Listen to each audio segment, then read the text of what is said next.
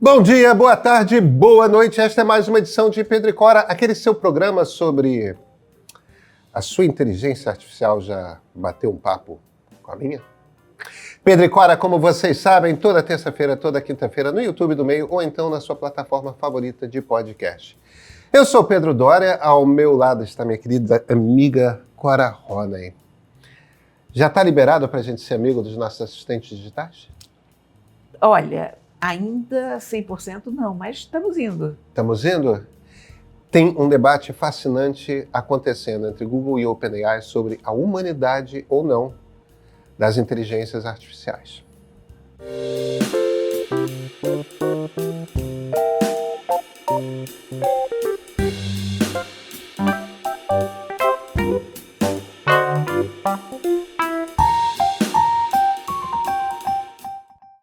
Agora que já passou uma semana dos lançamentos da OpenAI e do Google, né, do GPT-4o e do Gemini 1.5, eu acho que tem uma observação que é importante a gente fazer, que está começando a aparecer discretamente na imprensa mais especializada, que é o seguinte: ficou todo mundo muito encantado, né, com a apresentação do ChatGPT-4o, aquela voz feminina que obviamente é inspirada pelo filme Ela, e que tem uma pegada meio...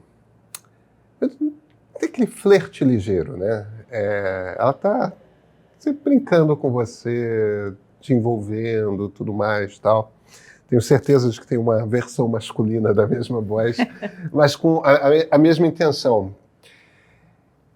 Enquanto que tinha uma coisa mais seca no assistente do Google. Tem uma diferença importante, que eu acho que é uma diferença técnica, que a gente precisa explicar, mas eu quero entrar nela depois.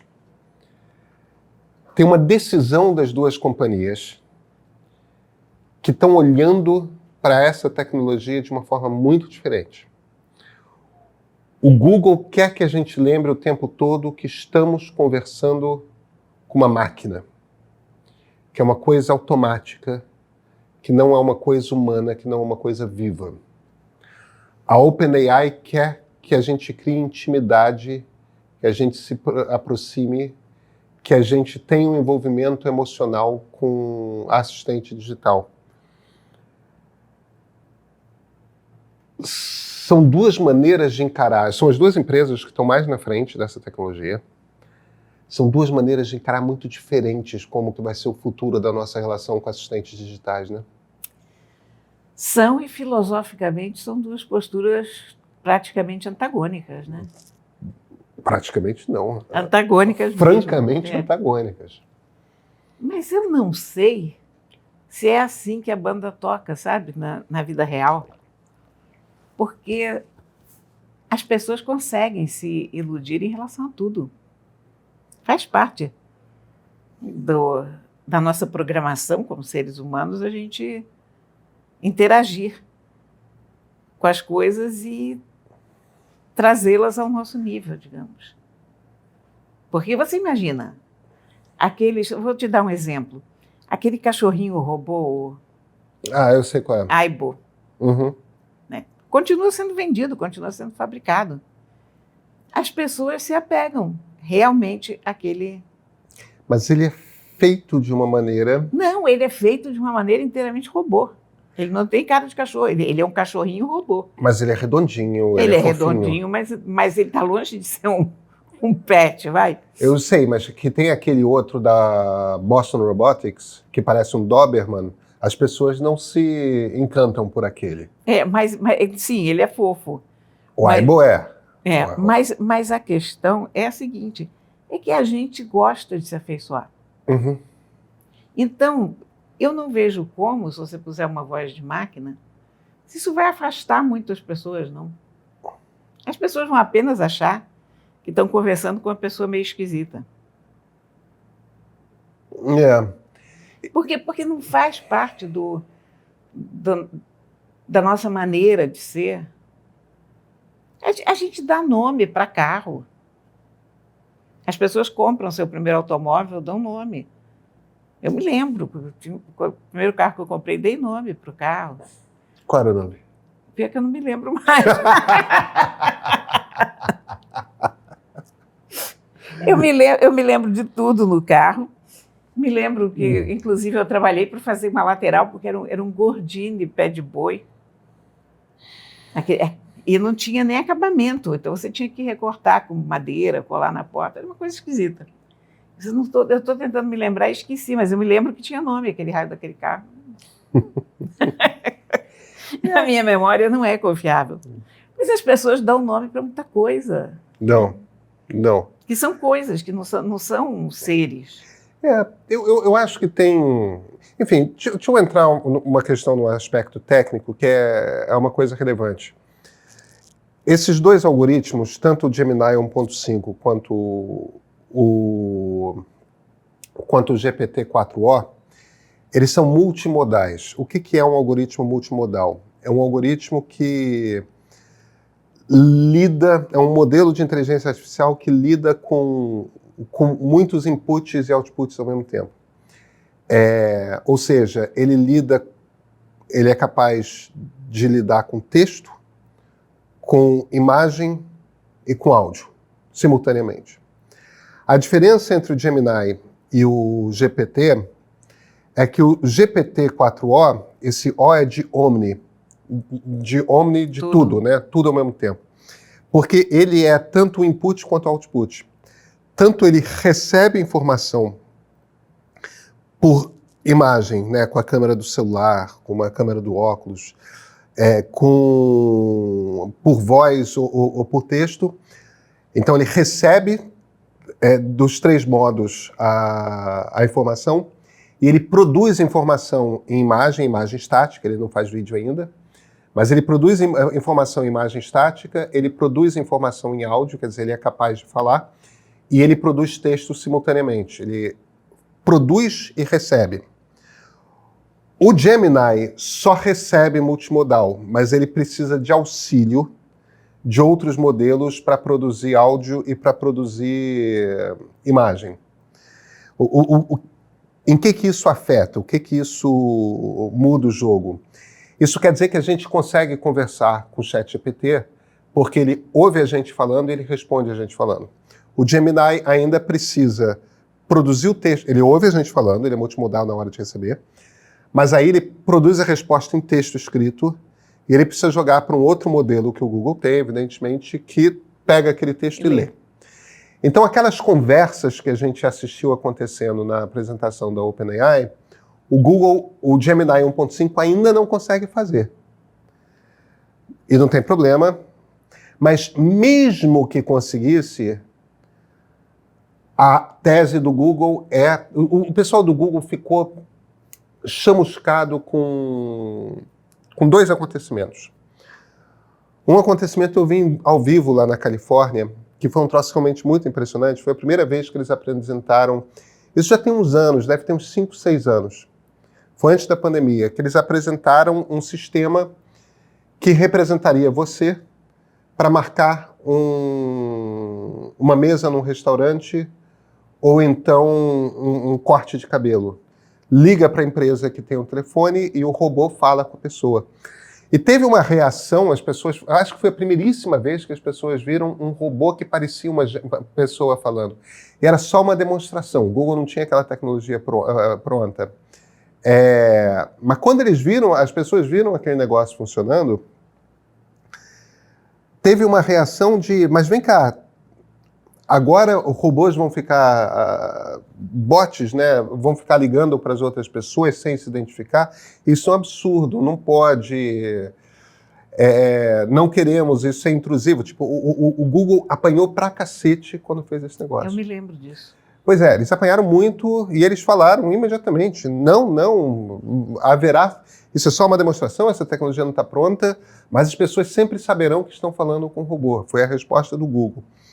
E aí depois, isso mais recentemente, tem 1 ano e meio, 2, a gente fez um programa, inclusive, teve aquele engenheiro do Google, que era um cara que também era formado em teologia, que estava lidando com com o modelo de... O primeiro modelo de linguagem deles é uma versão anterior, e o cara deu uma pirada, achou que não, isso aqui está ganhando vida, precisamos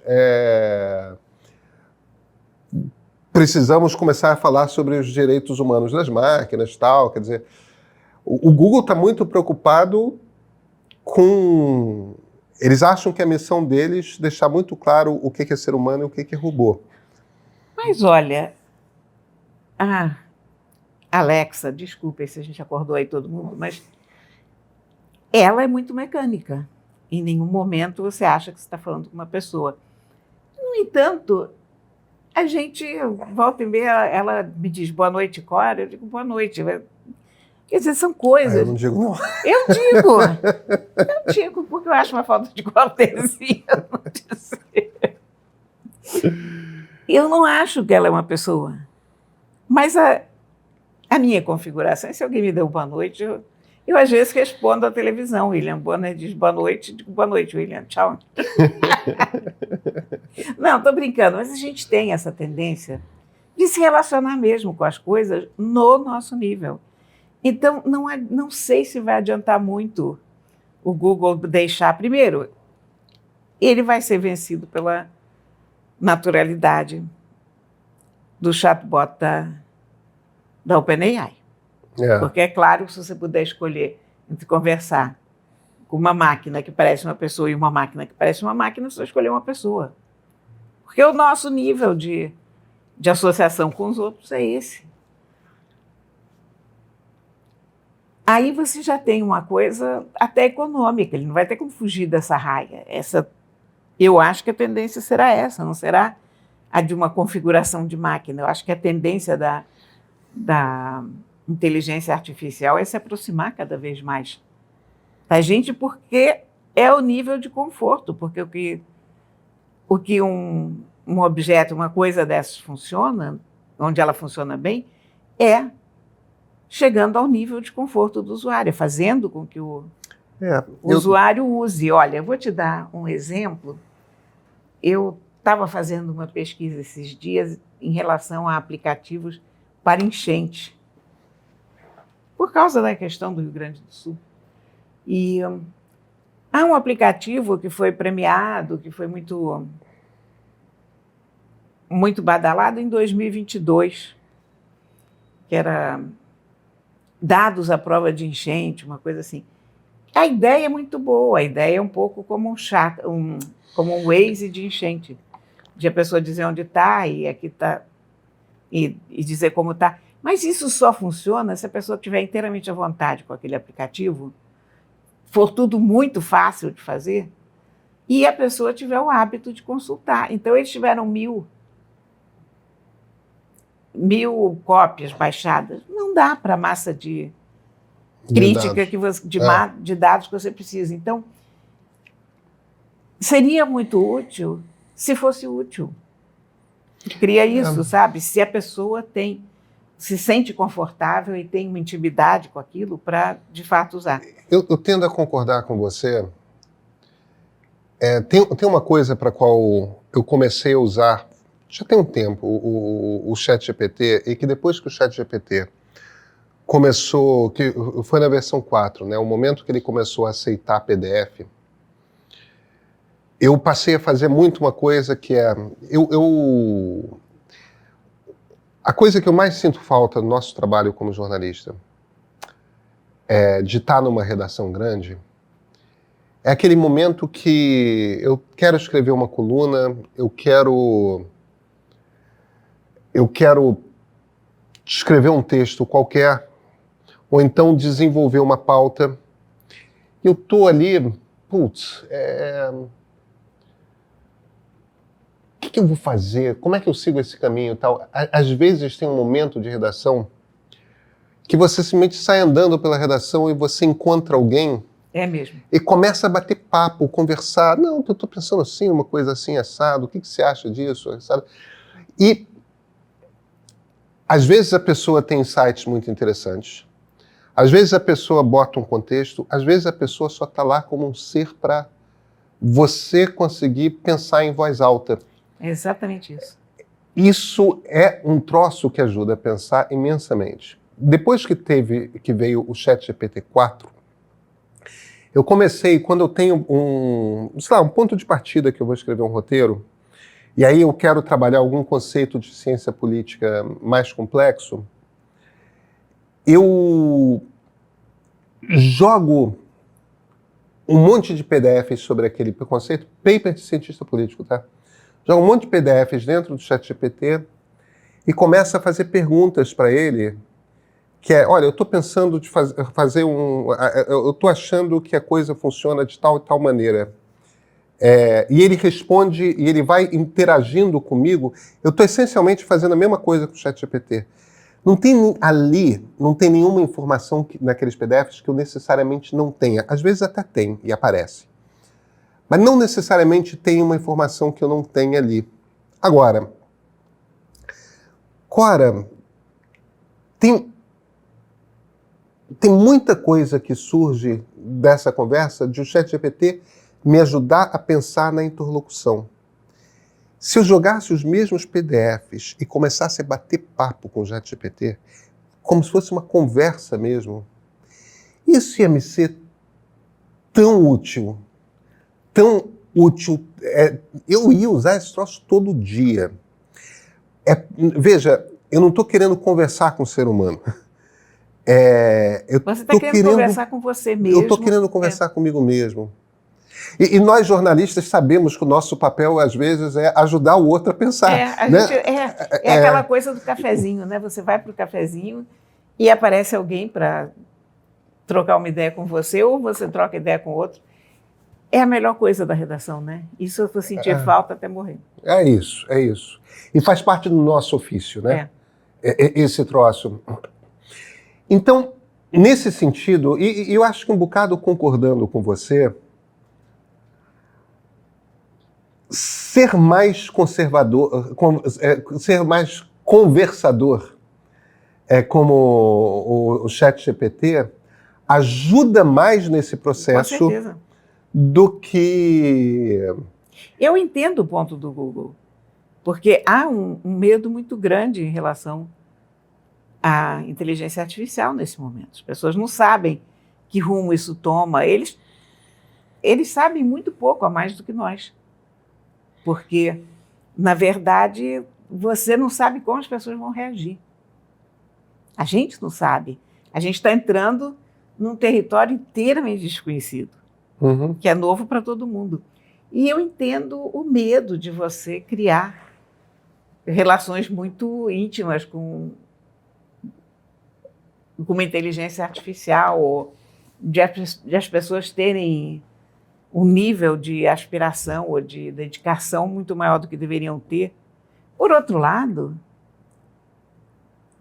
olha, eu fico pensando aqui, na época que os livros se popularizaram, quando a imprensa foi inventada, se não seria uma coisa muito artificial naquela época as pessoas se envolverem a tal ponto com os livros.